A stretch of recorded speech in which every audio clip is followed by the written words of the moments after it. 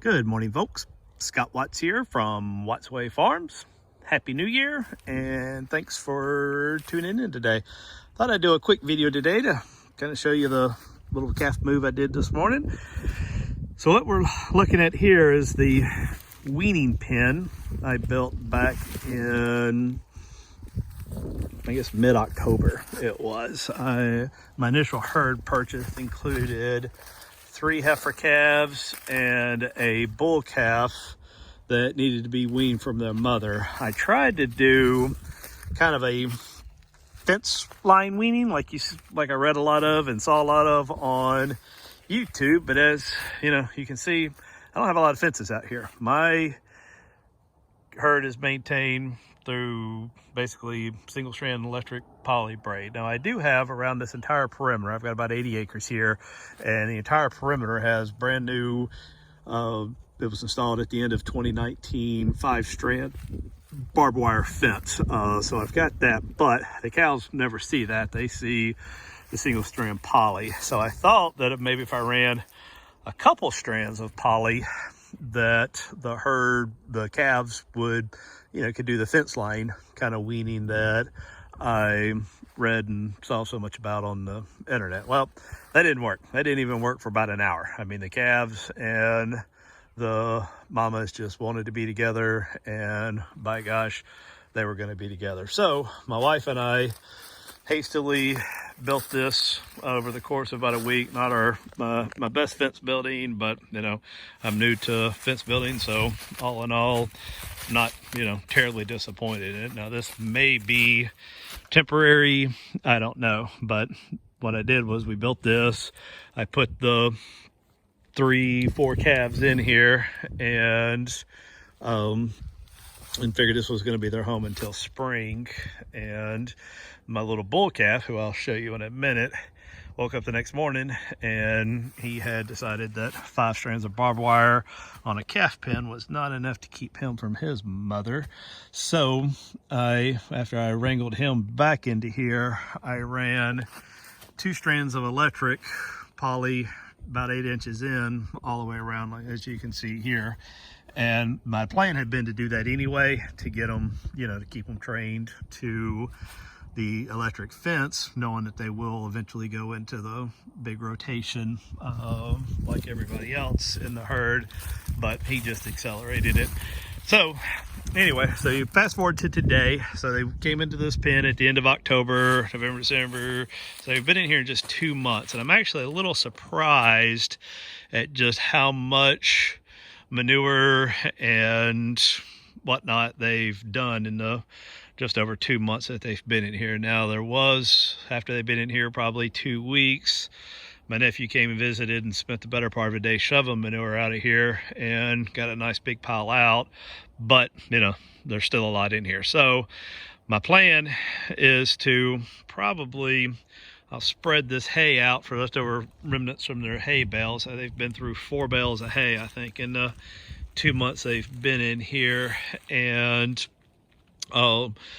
this will probably end up going away and will turn into a garden for my wife once we get the house built later this year. So the herd now are these 6 calves, or 4 calves and other 2 additions, are now into this grass. And it doesn't, this is, I guess, kind of a stockpile, if you will. I mean, not much. It's hard to kind of tell from this, but this field was cut.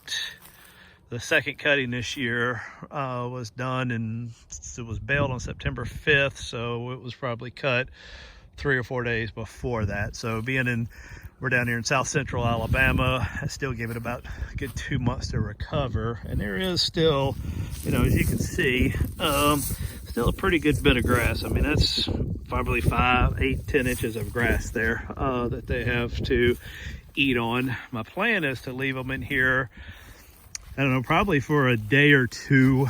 There's not enough grass in here probably to support them for that long.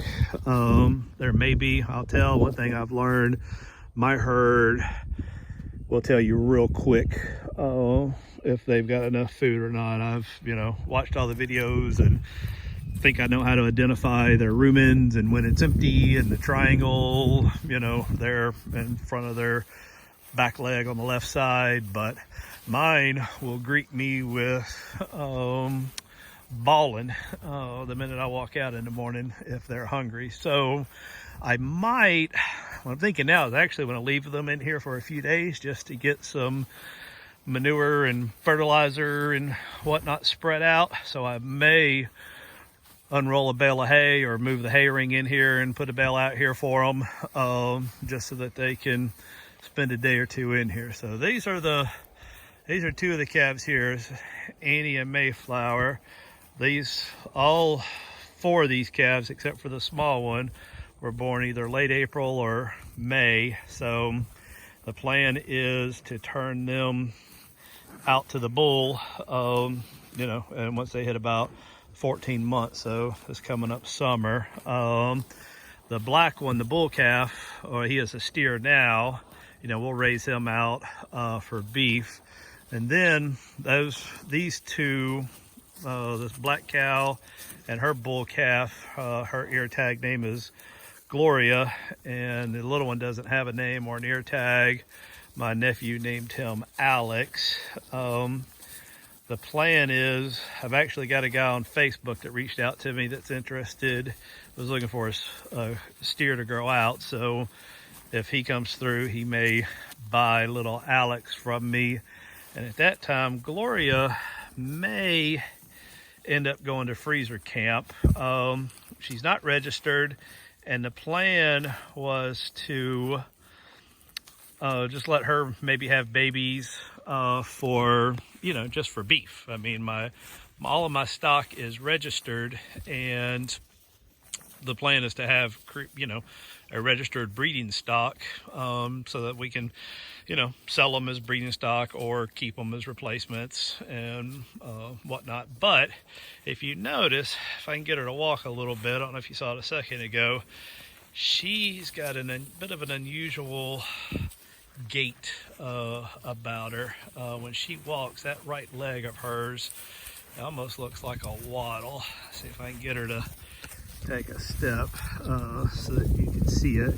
And I don't know what, there you can kind of see it there, what that is. If that's just because she is so fat, or if it's because of some sort of genetic disposition. Now because she's not registered, there's been no genetic testing on her like you would your other Dexters, and the rest of my herd are all tested and PHA and chondro free and whatnot, but her, she's obviously not. So my thought is that if she'll thin out a bit, that I may continue to keep her and let her breed out. But if that walk fixes, the guy I got her from was pretty much a grain feeder, and I'm completely grass fed. So if she does go to freezer camp here in the next month or two,